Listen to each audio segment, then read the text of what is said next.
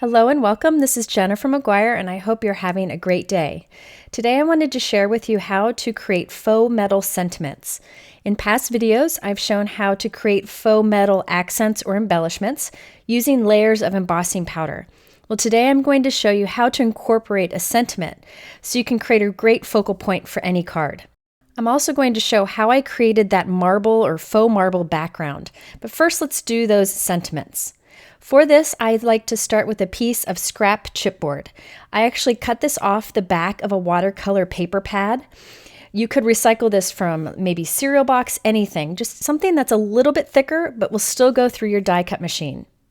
Now I'm cutting this from a label from Sugar Pea Designs. I just wanted to show you there are a bunch of other elements in this die set, including a cute little heart and some pierced circles, but I'm only using this label outline today. So I'm going to go ahead and run that through my die cut machine. Because this is thick, it doesn't cut completely through. That's okay. I can kind of just pop it out and smooth the edges with the file if I need to. But really you just need that basic shape and just tear off any of the extras. Just be sure not to force anything through your die cut machine. This one went through just fine without a shim, so I didn't have any problem. If you don't have any chipboard, you could use a few stacks of cardstock. I also cut like a little handle from that thick chipboard, and I'm temporarily adhering it to the back of my little label. This will be a handle that I can hold while I heat set this with lots of layers of embossing powder. So I'm taking Versamark ink, which is a clear sticky ink, and covering that entire label by pressing firmly down with the ink pad. I then am going to cover that with Hero Art's silver embossing powder. Since I use this powder so much, I have poured the jar into this container, so I can easily dip things in it or pour it over a card. If you just have a jar of embossing powder, you can pour it onto this label over a coffee filter so you can easily put the powder back in. Now, while holding the handle, I'm going to go ahead and heat set that, and you'll notice that it's very thin and not smooth at this point. But I'm going to repeat that process many times. Once it's cooled, I put on more of the Versamark ink, and I dip it into my powder once again, and I'll heat it. And I'm going to repeat this process 5 or 6 times. Now, if you're quick, while it's still hot, you can dip it into the powder and skip the layer of Versamark ink in between. But I found that this is easier to do because then I don't have to hurry, and I get a nice even layer or lots of layers of embossing powder on this little label. Now, always be sure that it is completely cool before you put that next layer of Versamark on because you don't want to destroy your Versamark ink pad. But once it's cool to the touch, you're good to go. So you're going to see me repeat this over and over, again, 5 or 6 times. And every time you add another layer, it gets smoother. And the edges get smoother so that it looks like a real metal embellishment. Now you want to kind of cover the sides of it also with embossing powder. Usually it starts to kind of creep over the edges on its own. If it's not, you can use a Versamarker pen or your Versamark ink pad to kind of ink the sides of the label or the die cut shape also. Now I chose to do a basic silver embossing powder today. However, you can do this with any embossing powders that you may have. You could do colors, you could do glittered, anything you want. Now I went ahead and made a few more because I wanted a few examples. And I wanted to show you that this is a great process for making multiples at once. So you go ahead and put the ink on one, put the embossing powder, heat set it, and while it's cooling, you can move on to the next one. And that way you can make a bunch of them at once and you don't have to waste that cooling time. Now, depending on the powder that you use, it will take more or less layers of embossing powder. You'll know you're ready when it's nice and smooth and you don't see any of the texture anymore.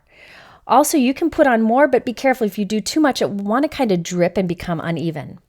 So now that I have my faux metal accent pieces made, it's time to add the sentiments. At this point, I was thinking that it would be best to use a bold, basic sentiment. But I found out that you could pretty much use any kind of image when doing this stamping on top of the embossing. So you'll see me try out a few things here. I used my anti-static powder tool first because we want this to be nice and clean.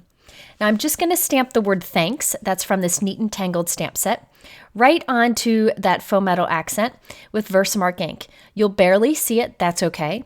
And now I'm going to add embossing powder to it. This is a dark gray embossing powder. It's called watering can embossing powder from Ranger. but you could use any embossing powder here. You just want to make sure there's enough contrast between it and whatever embossing powder you used for the faux metal technique. Now, when you heat this, be careful. If you overheat it, that sentiment will kind of bleed into the embossing powder. So I let my heat gun get good and hot and bring it to melt it, and kept it moving because you don't want to mess it up. And look at that. It looks like it's part of that faux metal. It is amazing how cool this looks. Now for the next one, I wanted to try out a little more and see if I could get even tinier sentiments stamped. So I took the sending word and your way words from this waffle flower stamp set, and I put them above and below the word thanks. Again, I use my anti-static powder tool, and I'm stamping this with Versamark ink. Now, if you mess up at this point and kind of slip and mess up your stamping, just wipe it off, add another layer of embossing powder, and try again. So here I'm adding that watering can dark gray embossing powder. You'll see me get my heat gun good and hot, and I keep it moving, and I'm watching very closely. As soon as the powder embosses, I take the heat away because I don't want to make like a marbly mess of this. I want to be able to read that sentiment. And check it out. It becomes one with the embossing powder on the background. It's just gorgeous. Okay, so now I really wanted to test this technique with a very dainty or detailed sentiment. So I'm using these stamp sets from Butterfly Reflections. These are so much fun. They have these cursive words that are fun and playful, and then a bunch of hashtags that are great for creating cards for friends. So I decided to stamp seriously with hashtag winning underneath it to give to one of my friends who's recently had some fun success. I stamped it, and this time I'm going to add white embossing powder. And I was amazed to see that even that little detailed hashtag winning and the white embossing powder held up great for this technique. Again, make sure you don't apply too much heat or it will get messy, but you'll see that every time I had no problem heat setting that sentiment on there. It looks beautiful. And then finally, one last one, I decided to do hugs from a Paper Smooches stamp set, and I heat set that too with white embossing powder. So I think these faux metal sentiments would be great for masculine cards, wedding cards, or really any style that you need. Now next I'm going to do the marble backgrounds, or that faux marble stamping. I showed this on Instagram and got a lot of questions, so I thought I'd share it here. This is the Waffle Flower Layering Marble Stamp Set, and it is brilliant. So basically what Waffle Flower does is they kind of circle together the stamps that layer on top of each other. They put a letter by it, so you know every one with the same letter matches up. And then they put 1, 2, and 3, so you know which one you stamp in the lightest, the medium, and the darkest. Now, this is a stamp set that I normally would reach for my Misty stamping tool because it helps in lining things up. But today I wanted to go without it to show you really don't need the Misty to do these layering stamp sets. Now, the key with this layering stamp set is find 2 points that look like they line up. And that's what you want to look for when you are lining up your images. And I just used a permanent pen to draw little arrows that I've got these 2 spots on these 2 stamps that I know I need to line up in order to make this work. And I find that's a nice little cheat sheet for me, is to have those little arrows so I know what I'm looking for. So let me go ahead and do a little bit of this stamping so you can see how it works. Now today I'm using Simon Says Stamp Fog, Hero Arts Soft Granite, and Hero Arts Charcoal inks for this. But you could do colored marble or granite looking with this. I wanted to go with the classic look. I'm also using a new stamp block here from Fiskars. Now this Fiskars stamp block comes as part of a set of some other blocks, but this is the one that I use the most. It reminds me of their old stamp press, but this time it has these little rubber feet that really hold up much better than the foam feet that the bigger one has. You could do this technique with an acrylic block, but I wanted to try this out today and I really had fun with it. It is a really handy tool to have. It allows you to line up where you want to stamp before you push it down. This is what the set of the little blocks look like. It's nice and thin, so they're lightweight and easy to store, and it has a little bit of flex to it, which allows you to stamp better. So watch, when I put the stamp on it, I can move it around and it stands on its feet, but it doesn't stamp down till you press the center. Just wanted to tell you what this tool was that I'm using, and you'll see it in action here. So I'm starting with this first image, and I'm just going to start by stamping it right into a corner. And I'm using the lightest color ink, which is the Fog ink. Now this is one of those inks that will look splotchy and dark at first, but it will lighten up. Now check this out. I can move this around however I want and set it down on my paper. Because of those feet, it won't stamp until I press down. That's really handy to have when you're doing stamp layering or any stamping at all, because you can kind of allow your image to float above your paper to make sure you like the positioning before you press. So I stamped that on a bunch of pieces of paper. I'm doing 4 cards here. Then I took the second one in this circle out. And with this one, what's neat is the second image fits into the empty space of the first. Some layering stamp sets, they layer right on top of each other. But here, the second image fits into the empty white area of the first. So I can find it very easily. So I'm just going to put this down and see that I can move it around without having to worry about it stamping until I press it down. So I'm stamping the second color, which is the soft granite, that's the medium color, into that area. Now, one thing I want to say about stamp layering is if you look closely at people's samples, they're never perfectly lined up. It doesn't matter. They'll still all come together just fine. Doesn't have to be perfect. We're handmade, not Hallmark, so you don't have to worry about having perfection. So there's the third layer. That's the charcoal gray, which is a darker color, and that adds some of the depth into it. So now I'm going to continue this with some of the other images in the stamp set. Now, if you kind of have trouble figuring out which way, like this one goes on here, what I do is I just lay the clean stamp down and kind of look for those little spots that I mentioned I put arrows next to on my stamp set. I look for those spots and make sure they line up between the two. I lay the stamp down, I press my acrylic block on it, and now I at least know I have it in the right direction. And when I bring this back to my card, I can easily kind of find where I was. So I'm stamping the soft granite here. Now, if you have the MISTI stamping tool, of course, that would be helpful too. But I know not everybody has that tool. And to be honest with you, with this one, I wasn't really sure like what direction I was going to go with all of these images. So it's actually helpful just to use the acrylic block instead. Now, a few other tips for layering stamp sets. One is always go to the company's website. They often have a key that tells you where to line certain images up to get a good layered look. Or the packaging, like the back of the packaging sometimes has a guide. So I encourage you to check those out because those can save you time. You can print them and tuck them in with your stamp set. But again, I usually just kind of play around with it until I see how it lines up. Sometimes I actually don't get it right, but it looks okay, and that's all I'm going for. Now, if you have this particular marble stamp set from Waffle Flower, one thing I found really helpful is to make like a continuous vein running across.